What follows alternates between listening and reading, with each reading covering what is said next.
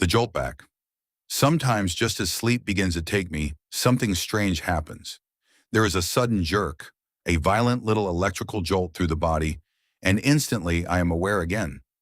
Science has a name for it, a hypnic jerk, a muscle contraction as the brain and body cross the uncertain boundary between wakefulness and sleep.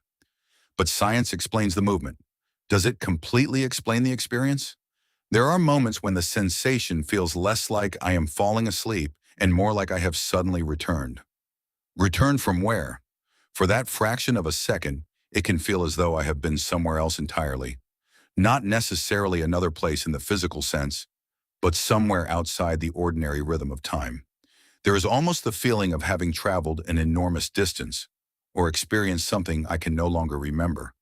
And then suddenly I am thrown back into my body. The jerk is the landing. Perhaps it is nothing more than the sleeping brain rearranging fragments of memory, dreams, and sensation. That is certainly possible, but human beings have wondered for thousands of years what consciousness actually does while we sleep. Dreams can contain hours, days, even what seems like years, while only minutes pass beside the clock.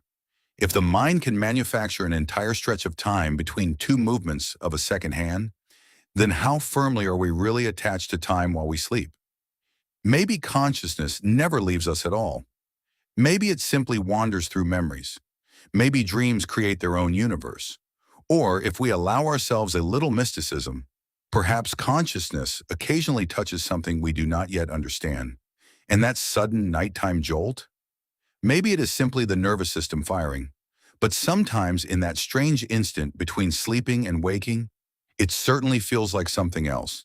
It feels like coming home from somewhere I cannot remember.